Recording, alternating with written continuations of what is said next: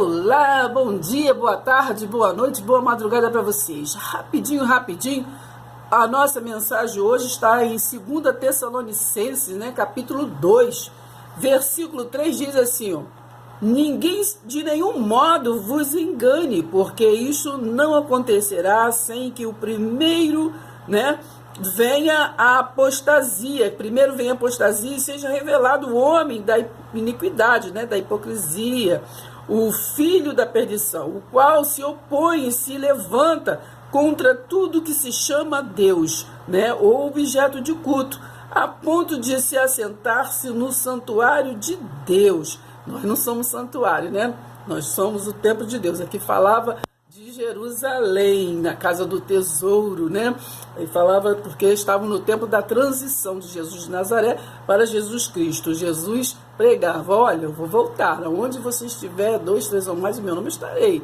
Mas, então, aqui estava no momento de transição. Versículo 5: não vos recordais de que ainda convosco eu costumava dizer-vos essas coisas?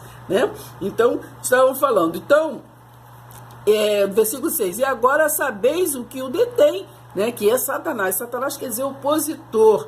Então nós temos muitos opositores. Não podemos agradar a 2 senhores, muito menos 3, porque não vamos agradar a todos 3. Então sempre vai ficar 2 desagradado, Então nós temos 3 senhores. Então temos que orar a Deus para termos discernimento do Espírito, para poder saber a qual caminho seguir, a qual Senhor seguir, A qual Senhor faremos atitudes de objeto de culto, de adoração, porque muitos estão adorando senhores diferentes. Tanto é que em Mateus 7:21 diz: nem todo aquele que diz Senhor, Senhor entrará no reino de Deus. E logo em seguida nós vemos que eles fazem maravilha, Fazem maravilha, mas Deus vai falar: não vos conheço. Claro, para entrar no reino, não é para ser salvo.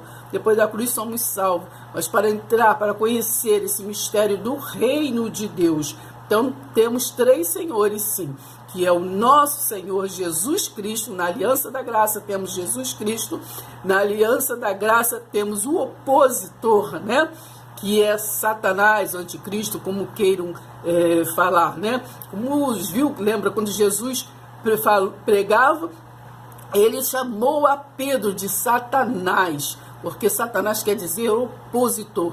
Então temos muitos opositores hoje que não nos deixam entender a graça de Deus e a entrar e a ficar no caminho da graça. Sempre nos mostra outros caminhos, para nós nos distrair, nos dispersar. Então, todos estes é opositor. E também temos o Senhor, o quê? Da carne, da filosofia, do eu sou, eu posso, do eu tenho poder. Então, estes 3, se revelam como Senhor. Então nós temos que ter discernimento para qual revelação nós vamos dar ouvido. Amém? Esse contexto está em Mateus 24, que o cabeçalho diz: o sermão profético, da destruição do templo. Então, da destruição do fim, não é final dos tempos, da destruição daquela era, daqueles tempos, do tempo da lei, que Jesus veio cumprir, daquele tempo do templo de pedra, porque isso teria um fim, e começaria o templo pessoas, Então, Deus, tendo Jesus saído do templo de pedra, ia se retirando, quando se aproximaram dele os seus discípulos para lhe mostrar as construções, tijolo, pedras, que dizem que eram muito bonitas, do templo de Jerusalém. No versículo 2, ele, porém, lhes disse: não vede tudo isto? Em verdade vos digo que não ficará aqui pedra sobre pedra que não seja derrubada. Então isso se cumpriu, nos anos 70, depois da cruz, se cumpriu. Então, Jesus ele advertia, né, e falava, e rebatia, e eles rebatiam Jesus, né, porque eles não queriam saber da mensagem, como até nos dias de hoje, eles não querem saber da mensagem, eles querem criticar e questionar o quê? O mensageiro, como fazia com Jesus. E Jesus os chamavam de hipócritas, né, porque eles não olhavam para a mensagem, eles sempre olhavam para o mensageiro. No capítulo 21 está a moral da história, que muitos não entenderam, assim como Pedro, né, andavam com Jesus só por causa dos milagres, das bênçãos, né, como até hoje muitos, mas não compreendem o que é a sã doutrina, o que é a doutrina. Muitos falam da boa notícia, mas não diz qual é a boa notícia, né? Então, no capítulo 21 de João, depois disso, Jesus apareceu novamente aos discípulos, porque mesmo depois da cruz, ele continua aqui instruindo, né, mostrando para ele o que foi que ele ensinou, né, que eles não prestavam atenção, eles só prestavam atenção nos milagres. Foi assim que aconteceu. Estava ali um grupo, né, muitos podem ler lá no capítulo, né, e no versículo 3 diz: Simão Pedro disse: vou pescar. Nós vamos também, disseram os outros. Eles entraram no barco, mas não pegaram nada mesmo. Porque muitos andavam, como até hoje andam com Jesus, busca, né? Jesus, hoje, aquele tempo era Jesus Cristo, hoje aquele tempo era Jesus de Nazaré, hoje Jesus Cristo, mas por causa das bênçãos, de milagres, vão por alguma coisa. Mas eles não querem conhecer nem a Jesus, nem qual é essa boa notícia, né? Então todos se firmam, né, no seu poder, né, da terra, no seu estudo, né, nos seus diplomas, né, nas suas honras, né, de humanas, né? Não vê aí os políticos, não vê, político também procura, as religiões, cada um procura de uma forma ou de outra, mas sempre buscam para alguma coisa, para eles resolverem algum problema, não para chegar, né, à espiritualidade que Jesus Cristo ele pregava. Então, ao amanhecer, Jesus estava na praia, mas os discípulos não podiam perceber quem era ele, porque, como hoje, falam de Jesus, mas o nosso Jesus é o Cristo, é o da graça, é o da aliança da graça, que muitos não percebem, porque estão ligados, atados, casados ainda com Jesus de Nazaré, né? Aquele Jesus que veio da história de Abraão, né? Então eles não conhecem, não reconhecem, não tem como reconhecer o nosso Jesus Cristo eficaz, né? O ressurreto. Então, ao amanhecer, Jesus estava na praia, mas os discípulos não podiam perceber quem era. Ele lhes perguntou: filhos, pegaram muito peixe? Vocês pegaram? Porque com as suas forças, com o seu poder, com vocês eu sou, eu posso, só eu que faço, eu sou assim.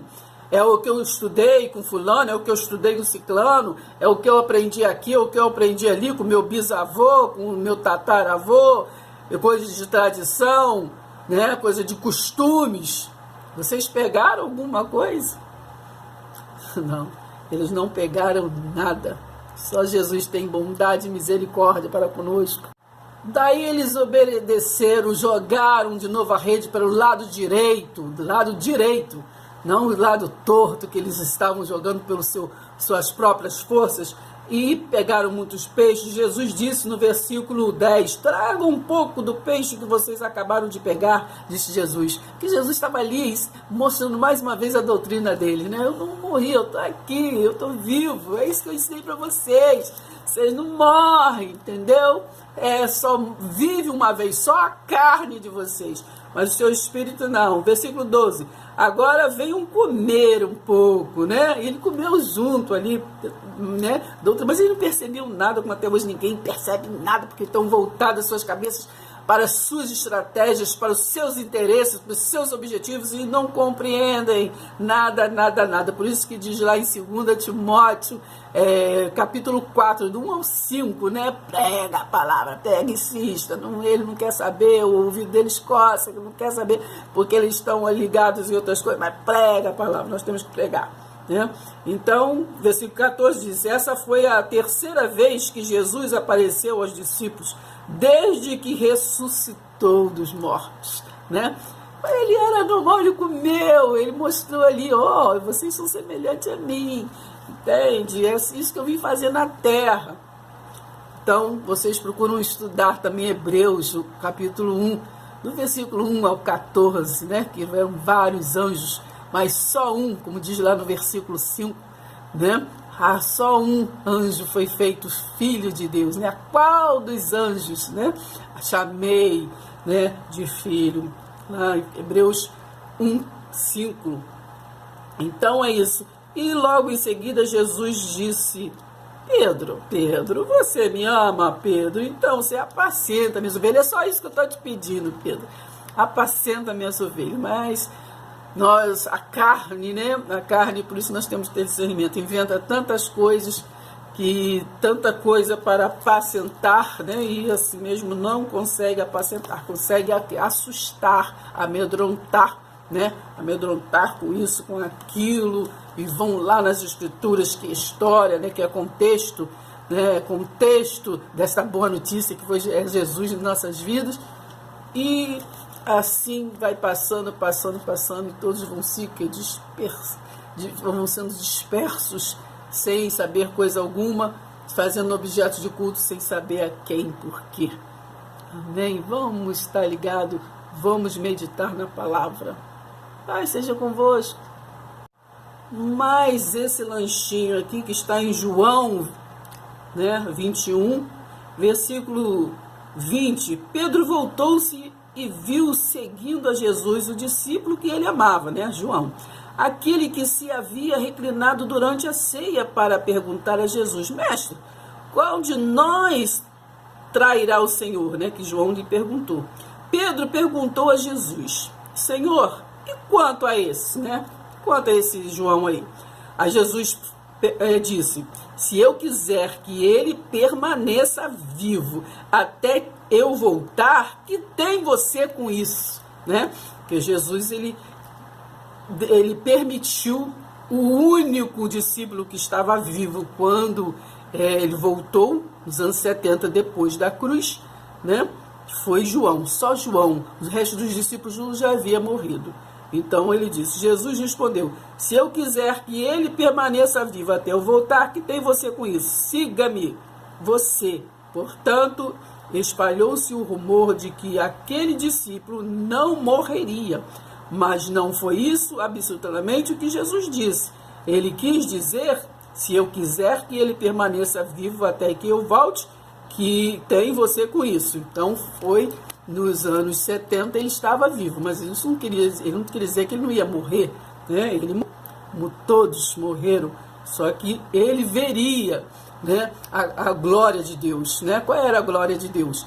Ele veria o estabelecimento do reino de Deus, né? A queda de Jerusalém, a queda do templo de pedra, da casa do tesouro, e veria ali começar o início do templo chamado pessoas, né?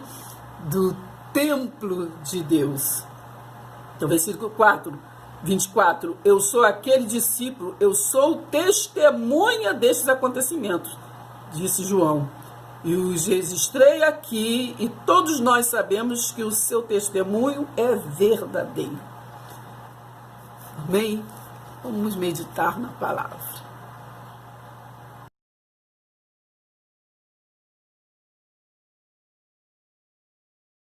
Lembramos que 2 Tessalonicenses 2 é uma escatologia, né? Tanto clássica quanto futura. É uma escatologia que já aconteceu e também é uma escatologia para os nossos dias, né? Porque aqui estava falando para aqueles judeus que estavam ali passando pela transição. Transição de quê? Pelaquele período da transição do Jesus de Nazaré para o Jesus Cristo. Jesus de Nazaré pregou que viria, né? Ele disse: onde tiver 2 ou 3 ou mais em meu nome, eu estarei, tá bom? Vocês vão vendo. E ele ficou ali depois da cruz, né, apareceu para mais de 500 pessoas e para depois subir para a direita de Deus Pai e disse: vocês vão para Jerusalém, né, que de lá virá o quê? O poder, né? O poder para que vocês o quê? Vocês tenham o quê? Comunhão comigo. Então nós sabemos que Mateus 24, quando ele pregou, ele doutrinou, foi nos advertindo dessa transição que aconteceria lá nos anos 70, depois da cruz, né? Porque foi ali o período que acabou ali o templo de pedra, e ali dali para cá nós somos o templo, né? Então essa palavra aqui é uma escatologia, né? Falando sobre isso. Então diz assim no versículo 2: e a que não vos demovais da vossa mente com facilidade, né? Essa volta de Jesus, né? Que seria o Jesus não de Nazaré, mas o Cristo.